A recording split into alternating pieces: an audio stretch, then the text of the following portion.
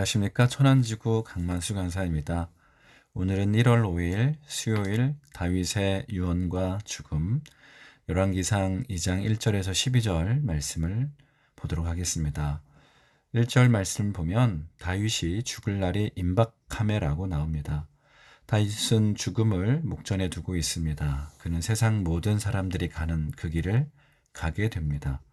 세상 모든 사람들이 가는 길, 그렇습니다. 이 세상에 태어난 사람은 예외 없이 그 길을 가게 됩니다. 큰 업적을 남긴 위인일지라도, 지식이 많고 지혜가 뛰어난 사람일지라도, 돈이 많고 힘이 센 사람일지라도 그 길을 가야 합니다. 오는 순서는 있었지만 가는 순서는 없습니다. 주민등록상에 나오는 그 번호는 무의미해지는 것이죠. 장기를 두고 나면 장기판 위에 임금이나 조리나 모두 그들이 나왔던 통 안으로 들어가야 합니다. 자신이 죽게 된다는 것, 언젠가는 죽을 존재라는 것을 인식하는 것은 감사한 일입니다. 겸손할 수 있기 때문이고 우리 인생을 시작하신 그분을 의지할 수 있기 때문입니다. 다윗은 이렇게 죽음을 앞두고 이제 왕위에 오른 아들 솔로몬에게 유언을 합니다. 그 유언은 크게 두 가지로 나눠서 생각해 볼 수 있습니다. 첫째는 하나님과의 관계에서 말씀대로 살아가는 사람이 되라는 것입니다. 2절에서 너는 힘써 대장부가 되라는 말씀의 의미는 전쟁터에 나가 용맹하게 싸우는 장수의 이미지는 아닙니다. 바로 이어서 나오는 하나님 여호와의 명령을 수행하고 율법에 기록된 대로 지켜 행하는 순종의 사람이 되라는 의미입니다. 그렇게 하면 무엇을 하든 어디를 가든 형통할 것이라고 말하고 있습니다. 형통할지라는 히브리어 원어로 보면 지혜롭게 되는 것이란 뜻을 가지고 있습니다. 지혜의 근본은 하나님이시고 그 뜻을 온전히 따름에 있습니다.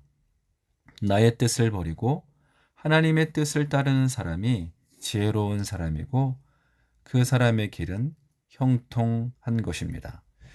유언은 살아온 인생을 통해 깨닫고 배운 인생 철학, 가치의 총합이 들어 있습니다. 치열하게 살아온 다윗의 유언은 신명기 8장 3절에 사람이 떡으로만 사는 것이 아니요 여호와의 입에서 나오는 모든 말씀으로 사는 줄을 내게 알게 하려 하심이라와 궤적을 같이 합니다. 두 번째, 다윗의 유언을 통해 생각해 볼 수 있는 것은 인간관계에서 하나님의 뜻을 실행해야 한다는 것입니다.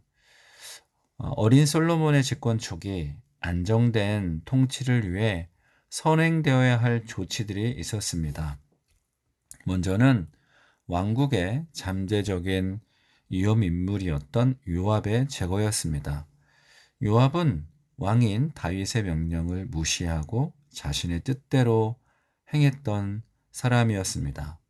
그리고 권력에 대한 야욕을 여전히 버리지 못한 사람이었습니다.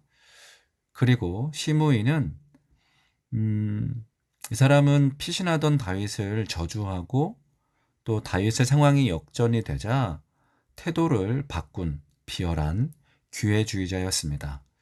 그도 잠재적인 위험 인물이었기에 솔로몬에게 지혜롭고 합당하게 벌을 내리라 유언합니다.